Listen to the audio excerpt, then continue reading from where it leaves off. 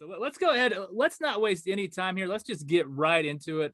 Let's talk Austin FC, the good, the bad, and the ugly, mostly ugly, but let's get into it. It was a frustrating night in Nashville for Austin FC as they were defeated 1-0 by a defensively stout Nashville SC. This was Austin FC's third straight defeat and the second match in a row where they failed to score. David, what did you make of the match, and what do you believe to be the primary cause of Austin FC's attacking futility? Well, we have seen that the last two games, the first half had been awful.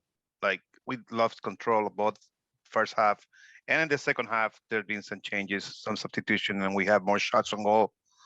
But we still lost. They'll still lose the game. So I think, what can we do? I think everybody was talking about, we talk about the formation needs to change, and also the players' performance needs to change, because it's not working. The way the 4-3-3 right now, it's not working, and we can just easily switch to a 4-3-1-2 formation. But I was mentioning with Cecilio as a false nine, and Gallagher and Kekuta Mane up front. That would be one, but we still have problems in defense too. So it is hard to say, because now Cascante would be, Romagna is not going to be there. No, Romagna is going to be there.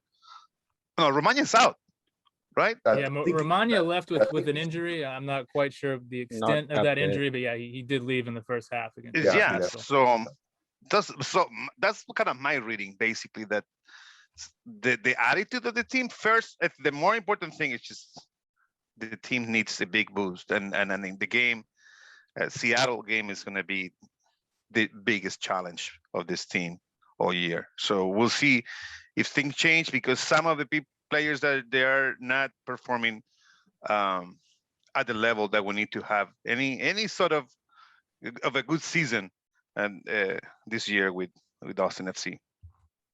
Jorge, you were actually on the scene in Nashville, and so on TV it was difficult to find positives in this performance. From watching from the stands, were you able to pick up on anything that might give us some hope here?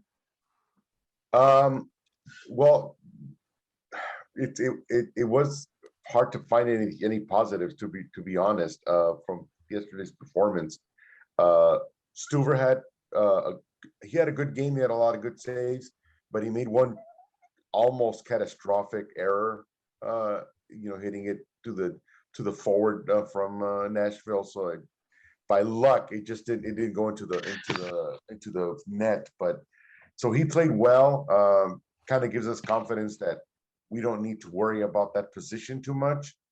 But at the same time, there are very few positives. I mean, Cecilio tried as much as he could, but he was almost like playing by himself up there, and there were just not many chances given. And it could be that I mean, I'm not to take anything away from Nashville. They're a very good defensive team.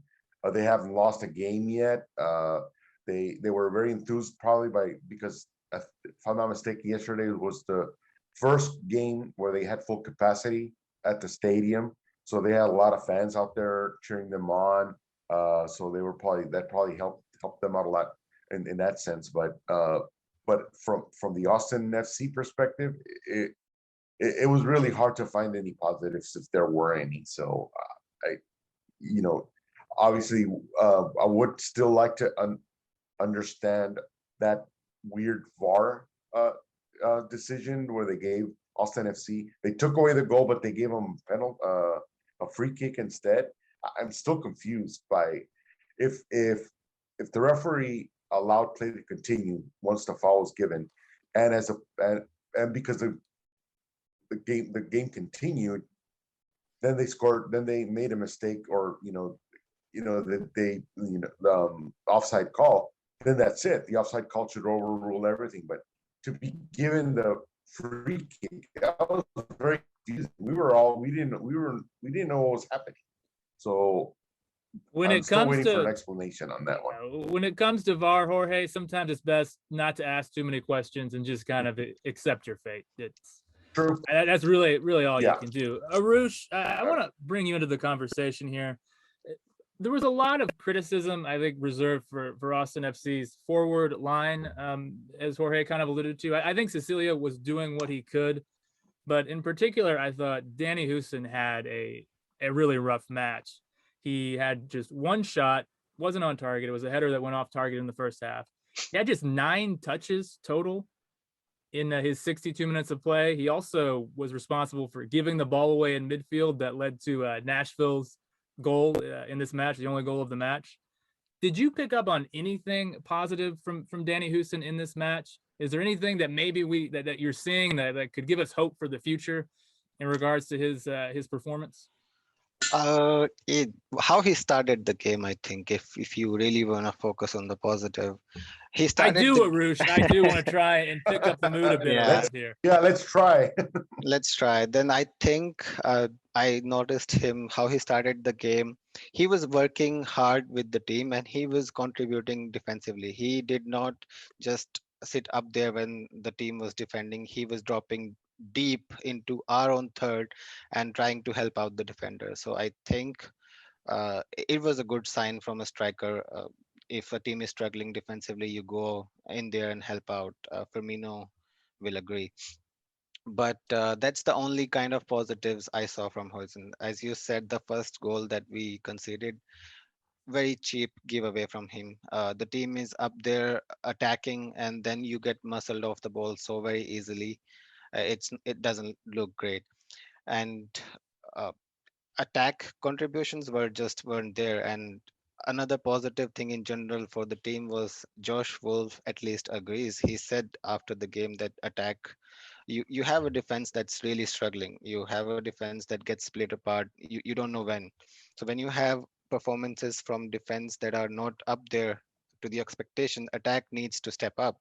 If our attack had a communication and they scored a couple of goals, maybe with the luck that we are getting in the last couple of games, maybe we would have come out of this with points, because we were, we should have lost both of the games with multiple goal differences.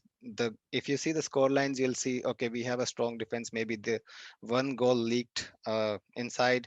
It's not the case. So many times Stewart is exceeding expectation. He's one day he's gonna have a bad day, like Jorge pointed out. There was an error. It happens during the game, and sometimes when you're having a bad day, those sort of errors, they turn into goals, just like Hoesen giveaway. So we need the luck and we need to show up in the games. We are not showing up in the games. Yeah, I do wonder, just this extended stretch on the road, David, how much of an effect do you think that is having on the team? Do you think perhaps fatigue is playing a bigger role than maybe we're giving it credit for? Who's playing? Can you rephrase that question, please, Eric? Yeah. So do you think that fatigue is maybe a bigger factor than what some people are acknowledging as far as the poor performances from Austin FC these last couple of weeks? The key, well, I think that the team is just not, it's not there right now.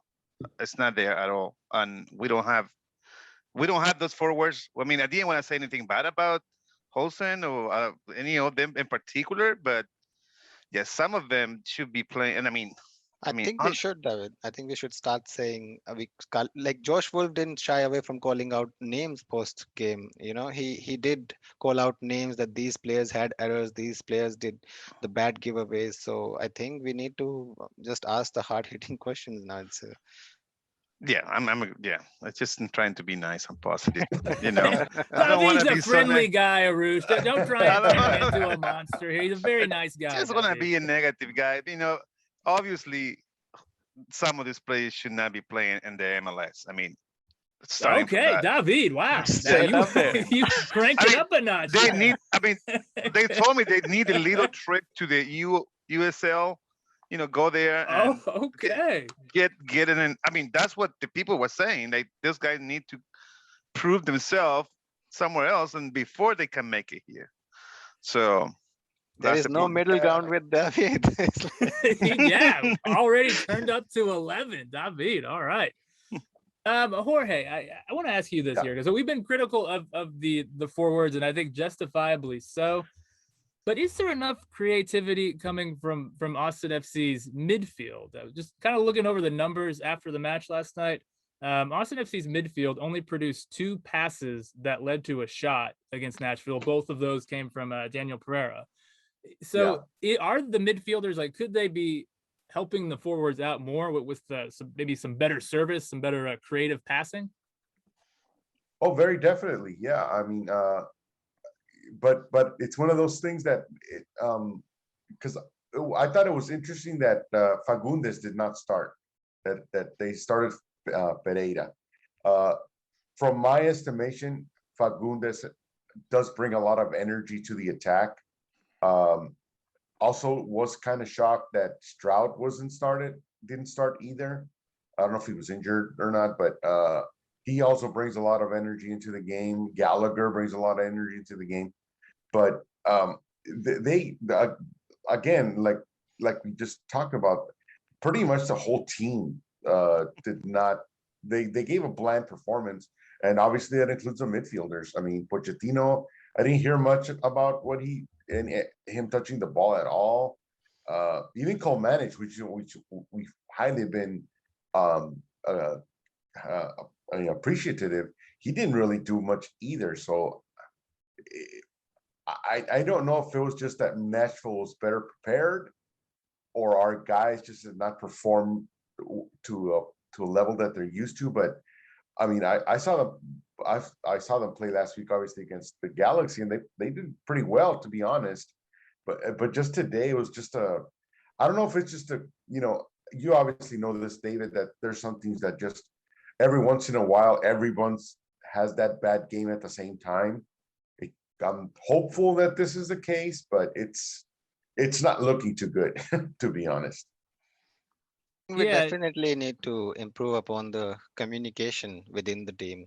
This team, I think I said that this team doesn't look like they're playing their first match. After their first match, they look like they just had a bad result, but they played really well, communicated really well. As the game goes in numbers after like 5-6 weeks, those things should improve, and they seem to be going backwards. Yesterday they looked like they were playing their first game together. They looked like an expansion team. There was no communication, and no one was stepping up as a leader. No one was saying, okay, calm down guys, we're only 1 goal down, it's not that bad, we can come into the game. So many times I saw Redis was on the right wing and Nick Lima was making those runs. There was a pass from midfield. We were talking about the creativity from midfield, but many times there was a pass and they had no communication as to who's going to go and get that pass. They looked out of place, and Lima was looking at Redis, and he's looking at Lima's like who's supposed to run and get that ball. I thought it was Redis' fault. But when there was a substitution, and who came in place of him? Stroud. Yeah, there was a miscommunication between, how can I forget Stroud? Miscommunication between Stroud and Lima as well. So then it might be Lima's fault if that's happening. But whoever's fault it is, there is a lack of communication. You can see that. First goal showed that very same thing. You have your fullbacks high up there pressing because you got the possession, you're controlling, you're in the midfield, and you have Kolmanic right up there in the attacking third, and you lose the ball. And there's no time for him to get back in time and close that gap, and that turns into a goal. So many against LA Galaxy as well, the kind of performance. Okay, if we set aside performance for 1 second, the kind of goals we conceded, they were really, you could have avoided all those goals until now. They were not like really great goals where Austin FC was just dumbfounded and couldn't do anything about it. They were just lack of communication and, just lack of energy. Yeah, I think that's a good point. We discussed it a bit on last week's show. Yeah, when Austin FC lose possession, I just don't think they're doing enough to try and win the ball back and prevent these opposition counters. And so it's making the back line look really, really bad. But in a lot of ways, the attackers, the midfielders aren't doing enough to help protect the back line because they're just getting blown right through as soon as they lose the ball. All right, so we've gone a little long on our Austin FC segment, as we tend to do on this show. Yeah. Does anybody else have anything that they would like to add about this match or Austin FC in general? No, I think we need the energy from the team, and we need a strong starting 11 that we know and we can trust in. Well said, Arush. Just one more note real quick. It was announced today, Monday, and this will air on Thursday, but it was announced that for the home opener against San Jose Earthquakes, it will be a 100% capacity for Q2 Stadium. So, yeah, Jorge, rest your voice. Get it ready to go because it's going to be a full crowd for that home opener. Yeah. I'll drink some chamomile tea or something and get that. Drink some tea, maybe drink some honey. Honey's always good for the throat. So Honey's good. Yeah. Get it going, Jorge. We need you loud and proud in there. Especially if you're gonna go to the women's US-Nigeria game 3 days earlier. Yeah, right? It's a busy week for Q2. It begins in earnest for sure. But that's a great milestone. I mean, 15, 16 months after all these hard, months with COVID, we are finally getting back to normal. So, yes, indeed. Hasta el momento, Austin FC tiene pequeños inconvenientes dando una explicación, ¿no, Jorge? Definitivamente, sí, definitivamente. Yo estoy transmitiendo desde acá, desde Nashville. Fui al partido ayer y fue, o sea, el domingo, y fue un partido muy extraño en el sentido de que no se vio la energía de Austin FC, como que pegaron una pared. O sea, estaban jugando muy bien esos partidos y luego como que se les empezó a aflojar un poquito el ánimo del partido pasado contra el Galaxy. Y ahora totalmente no se vieron ninguna pelea o esfuerzo en la cancha. Fue un poquito devastador. No le pusieron ganas, no le ponían ganas. No le dieron ganas. Uno que otro jugador, Cecilio Domínguez, como que sí se le veía muy animado, tratando de motivar. Brad Stuver, como siempre, de portero, jugó muy bien, aunque también hizo uno que otro error, pero sí como que en el gol, parece que en el gol como que casi adivinó y se arrepintió a la mitad, ¿no? Como que lo vi como que dubitativo, como hesitant en inglés, ¿no? Sí. Dudó. Y dudó cuando hizo esa jugada, ¿verdad? Pero también hizo unas atajadas muy buenas, ¿verdad? Pudo haber sido... Honestamente, el marcador pudo haber sido muy peor si no hubiera sido por Brad Stuver. Pero aparte de eso, yo no vi muchas buenas jugadas, muchos buenos jugadores con buenos motivos. O sea, era un juego muy extraño. Ok, Sebastián, cuéntame qué viste del partido, qué es lo que tú viste y qué es lo que rescatas y cuál es la posibilidad de que tenemos contra Seattle Sounders. Claro, mira, me gustaría empezar, me encantó esa frase que dijiste, que el fútbol explica la vida, filosofando. Tratando con este partido, yo lo veo como dos señales divinas para Josh Wolff. La primera, entra cascante y cae el gol contra el FC, y la segunda, sale Danny Hoesen y cae un gol para el Austin FC. Fue anulado, pero cayó un gol. Empiezo por ahí. ¿Por qué nuevamente meten a Danny Hoesen? No tengo ni idea, y creo que ya es momento de empezar a cuestionar a Josh Wolff, porque todo han sido aplausos, todo han sido opiniones reconstructivas y nadie le ha puesto un pero a Josh Wolff. No puede ser que en 6 partidos que no te esté funcionando tu centro delantero le sigas dando la confianza cuando tienes a otros en la banca que están haciendo las cosas mucho mejores. Ahora, hablando del gol, ya sabemos que la defensa es de agua, sobre todo en este partido. Creo que fue el peor partido defensivamente hablando para el FC. Cascante ni siquiera está volteando a ver la pelota, le da completamente la espalda. Esos son principios básicos del fútbol. Es lamentable ver cómo se defendió ese gol y es lamentable cómo cayó el primero para el FC, ¿no? Hablando en otros aspectos, ya lo dijimos y ahorita te escuché que concuerdas conmigo, David. La formación que se necesita es un falso 9 y 2 arriba, y ninguno de esos dos tiene que ser Danny Hoesen. Nuevamente lo repito.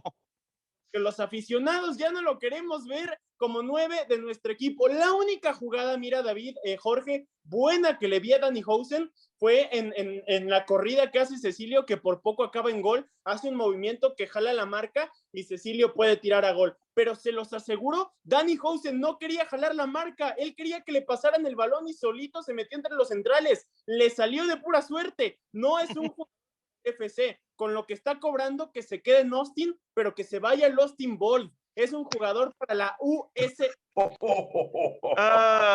Es exacto. Viendo esta defensa, que pongan un 8-1-1 y se pongan a rezar o verdaderamente nos van a golear. Sí, yo quisiera seguir ese comentario que dijiste, Seba, porque Danny Hoesen no da miedo. Así que para cualquier equipo defensivo, básicamente van a estar jugando contra 9 hombres en vez de 10, porque Hoesen, aunque sea el atacante central, no da miedo, no, porque no ataca. Es como que se mantiene atrás esperando el tiro, no hace muchos movimientos por su propia cuenta. Así que los defensores no se tienen que preocupar por ese jugador. Se preocupan por Cecilio, pueden concentrarse en ese lado, pueden concentrarse en Redes o Stroud al otro lado y no tienen que preocuparse mucho por el centro porque controlando esos dos lados no tienen que preocuparse por el central y es mucho más fácil defender de esa manera. Así que no sé qué planes tenga Austin FC para poner a alguien más, porque vimos lo que sucedió cuando Hoesen no estuvo de titular. Pusieron a John Gallagher y ¿qué hizo? Anotó que 7-8 minutos al principio del partido contra Kansas City. Así que tienen que usar a alguien y creo que estamos... Que Kutaman has tiene exactamente. 6 tiros al arco el partido pasado. ¿Y cuántos tiros al arco tiene Hoesen? Tuvo uno de cabeza que la tiró fuera. Nada más. Así que sí. De preocupaciones, a Danny Hoesen le preocupa más su peinado que anotar un gol para el FC. Sí. Yo pensaba que a lo mejor si se pone de esos, compra unos zapatos de fútbol de esos bien vibrosos, bien vibrantes, así puede asustar. Eso asustan a algunos jugadores cuando ven esos sí, los blancos, los zapatos blancos o los verdes esos bien brillantes. Ese puede asustar a la gente. Es la única forma que puede asustarlo, güey. Oigan, me gustó para nada. En los últimos minutos íbamos abajo por 1, se estaba jugando mal, pero era solo un gol. Y aquí en México los entrenadores están a la fila de la butaca dando indicaciones y gritando y mandando hasta los centrales a rematar. Y Josh Wolff en el minuto 89 estaba sentado prácticamente agarrando sus cosas para irse. Creo que es una actitud antideportiva, vamos, a mí no me gustó para nada y creo que hasta me enojó un poco ver que él solo se resignó con minutos todavía para empatar, ¿no? Es algo que le repruebo totalmente. Sí, y eso se transmitió, porque estábamos, hoy, como les digo, estaba en el partido, eso se transmitió que no hubo de esa desesperación de parte del equipo de ir por ese último gol, o sea, se la pasaron de un lado a otro, o sea, como que seguían tratando como si estaban en el minuto 50 en vez del minuto 91, o sea, no se vio esa urgencia de parte de los jugadores, no sé si estaban cansados, estaban resignados a que iban a perder, pero eso se transmite desde la banca también, ¿verdad? Si no ven a su entrenador animado para animar a los jugadores a atacar y atacar, pues no lo van a hacer los jugadores, ¿verdad? Porque ellos toman las cosas de su líder, Josh Wolff, y no se dio. Pero también Jorge, están los asistentes también. Puede que él no hable mucho, pero que otro asistente que, bueno, me hace acordar un poco a Bielsa, que en su equipo a veces tenía al preparador físico, el que le animaba a los jugadores. Pero en este caso no hay nadie, y es correcto. Se necesita eso. A mí me ha pasado, ¿no? Entrenando un equipo me pasa que estamos perdiendo 6-0 y los jugadores me miran y dicen, coach, haga algo, por favor. Estamos perdiendo 6-0. Digo, pero, oye, tengo solamente 11 jugadores, no tengo cambio. ¿Qué quieres que haga? No. Sí, pues. Entonces, en este caso tenemos un equipo completo, un equipo profesional. En mi caso lo puedo entender.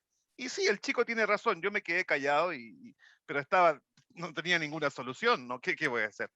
A lo mejor, quizás la próxima vez voy a aprender y voy a hablar un poquito más. Sí, pues, se tiene que rescatar algo de esto, ¿verdad? Y pues, sí, ya como que ya estuvo suave de aprender de los errores, ¿verdad? Ya no, como dijo Sebastián, ya son 6 partidos donde, y es algo que platicó nuestro amigo Arush en la porción de inglés, como que se están retrasando porque al primer partido se vieron muy, muy bien, el segundo también, obviamente, pero cada partido después ha sido peor y peor y peor, y como ya mencionamos, probablemente lo peor que han demostrado en la cancha hasta ahorita, así que no sé si van a seguir adelante empeorando, porque podemos hablar ahora del próximo partido en contra de los Sounders, que es el equipo que ha mostrado muchísimo hasta ahorita en esa temporada, y van a estar jugando en Seattle, así que jugando con el invicto, con el equipo que invicto. más ha ganado, que más goles hace, el equipo más eficiente de la MLS. Yo creo que va a ser una gran prueba para Austin FC, porque la gente se está decepcionando, la gente está hablando ya, la gente está... Es como estamos repitiendo la misma grabación de la semana pasada. Me siento que ya ni quiero hablar más porque ya hablamos de esto la semana pasada, pero ya Sí. como que tocamos fondo, ¿no? Por favor, Sí. háganos caso. Y eso ese es el miedo que creo que la afición tiene, de que no sea todavía eso el caso, que va a seguir No, tocando fondo más y más y más. Y vas porque a tener que... los jugadores no Sí. van a cambiar. Como no que sé estamos esperando que llegue el otro jugador, ¿no? Para el cambio para el verano, ¿no? sí, pero un jugador no hace todo un equipo. O sea, Bueno, no, pues yo sé que no lo hace. depende del jugador, porque Claro. si agregamos a un Kun Agüero de repente, pues como que va a haber un poquito Bueno, más, Kun Agüero ya más se fue al ánimo, Barça. ¿verdad? Pero no lo veo. Sí. Bueno, sí, ojalá, yo creo que nos escuche Seba, la formación ya se la dimos a Wolff, ya queremos un cambio en esa formación, porque no se puede, no, esa formación no sirve. Ya Dios ya dijo, ya la cancha dijo que no sirve, y también el que tienen que mejorar es la cuestión de comunicación, ¿no? La efervescencia, la entrega hacia el jefe, hacia Wolff, right, del equipo, porque se ve que... esencialmente ya tienen los jugadores para ese tipo de formación. No sería un gran cambio, es nomás ajustar ciertos jugadores. Y yo creo que estarían muy bien, ¿verdad? Como mencionaste, si ponen a Kekuta al frente, ¿verdad? Sería excelente. Motivación para el equipo, el tener nuevas caras ahí y darle la oportunidad, ¿verdad? Que Kekuta ha sido un jugador que ha producido muy bien a través de toda su carrera. ¿Por qué no darle la oportunidad de un poquito de sangre nueva ahí al frente? Puede que motive al equipo, y también jugando a jugadores como este muchacho Diego Fagundes, siempre ha jugado muy bien hasta la fecha, no fue titular ayer, y creo que eso fue un error también. Pero si cambian a esa formación, le van a dar buena oportunidad a los jugadores que ya tienen para dar ánimo y dar una entrega diferente. Ok. ¿Alguna solución tienes, Sebastián? ¿Qué solución rápida tienes para el equipo? Para este partido contra Seattle, para el partido contra Seattle. Contra Seattle, mira, para mí el FC, ya lo comentábamos, necesita un 4-3-1-2. Para mí ese es el juego ideal. Ahora contra Seattle, sabiendo el poderío ofensivo, la defensa del FC, aparte de ser mala hasta ahorita, es muy lenta, bastante lenta, y siempre en contragolpe le ganan la espalda o le ganan los espacios. Contra Seattle, que es un equipo que va invicto y que tiene un delantero como lo es Rui Díaz, que es efectivo y que es rápido, yo la verdad metería 3 centrales, una línea de 5 con 3 centrales, 2 laterales, un 5-3-2, o no sé, una formación así para tratar de contener. A Seattle no se le va a jugar de tú a tú, lamentablemente, viendo el desempeño del FC en estos 2 últimos partidos. Entonces, primero, para no ganar, hay que empezar por no perder, y creo que Josh Wolff se tiene que concentrar en la defensa, que es lo que más focos rojos nos causa ahorita, ¿no? Ya conteniendo un poquito eso, podemos modificar adelante, que Cecilio hay que darle total Libertad, perdón, es nuestro jugador franquicia y tenemos que aprovecharlo como un número 10, como un creativo que pueda meter balones a los espacios, a las espaldas, y que arriba, ya lo dijo Jorge, peleen hombres como Kekuta, como Gallagher o como Stroud. Hombres que en serio sientan la camiseta, que corren, que aportan algo, y no un número 9 displicente que no ayuda en absoluto, ¿no? Yo la verdad contra Seattle jugaría con línea de 5 y arriba un falso 9, un número 10 para Cecilio con total libertad y con 2 puntas. Creo que esa es la forma que se le tendría que jugar a este equipo que es tan peligroso, ¿no? Ya, o también traer a Sonny Guadarrama, ¿no? Que está transmitiendo los partidos en español. Pues sí, ¿Por qué no? Una ¿por qué estrella. no? Dije, ¿por qué? Bajarlo de la banca, del palco de prensa abajo a la cancha, ¿por qué no? Exacto. Motivarlos. Pero fue como figura del Austin Bowl. Así que no sé por qué tiene 34 años. Sí, pero estoy de acuerdo con Seba que van a tener que hacer algún cambio probable porque ya la última oportunidad de rescatar, la única buena oportunidad de rescatar puntos era contra Nashville y no se logró. Así que contra Seattle y contra Sporting, que son los próximos 2 partidos, pues van a tener que hacer algo para rescatar puntos y la única manera de hacerlo contra Seattle es precisamente eso, poner a 5 defensas y odio decirlo porque no me gusta jugar para un empate, pero hay que rescatar algún punto y porque no rescatar un punto, que no te golee, que no te metan 6. También, porque contra Sporting Kansas City, porque les da 2 semanas más o menos entre este partido de Seattle y Sporting, son 2 semanas más o menos que tienen, y pues eso es lo que los puede ayudar a reagruparse, a volver a formar qué es el plan, porque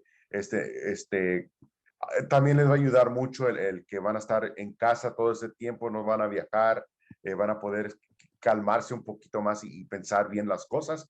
Y en Sporting Kansas City, si quieren volver a esta formación de 4-3-3, pues borrón y cuenta nueva, ¿verdad? Y ya el próxima semana va a ser el primer partido en casa, que seguramente va a aumentar mucho a los jugadores, y eso puede ser el cambio, ¿verdad? Que se necesite, pero para Seattle, al menos que haga un cambio como dijo Sebastián, no veo un buen resultado. Así es. Perdón, Jorge, yo lo único que sé, David, si vuelve a alinear Hoesen como titular, yo mismo, Sebastián Herrera, en Twitter inicio el movimiento para que vaya haciendo las maletas Josh Wolff. Así de sencillo. I wanted to mention how our players were so frustrated. Why were they so frustrated? They were pushing those opposition players in dangerous areas in conceding the foul. 38 minutes, I think I remember, who was it? Cecilio. Kolmanic was right there with him. And he was kind of, Cecilia was defending. You're an attacker. You can back off a little bit, let the defender defend. And he just ended up pushing him to the ground in their attacking third and almost conceded a goal. And next minute, you would think they would learn from that. Very next minute, on the other side, Pochettino did the same thing. And that, I think there was an offside. So it should have been the goal, that one as well. And then Alex Ring did the same.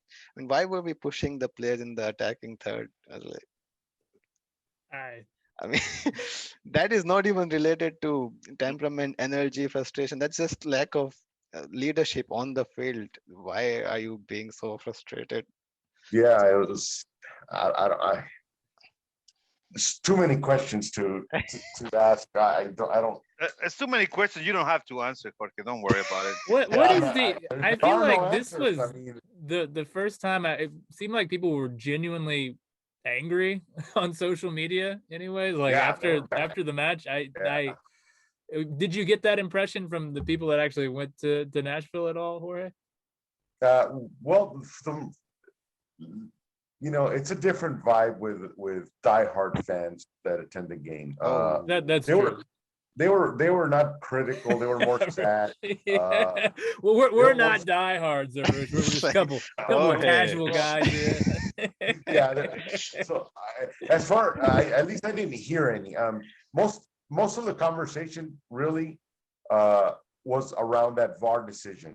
That because, like I said, they didn't show it in the stadium, so we didn't know what was going on. So we were just confused. Why was it not allowed? And then the strange circumstance of not allowed but giving a free kick. You know, we know enough about soccer to understand that that's not normal. So we were confused. Was weird. And so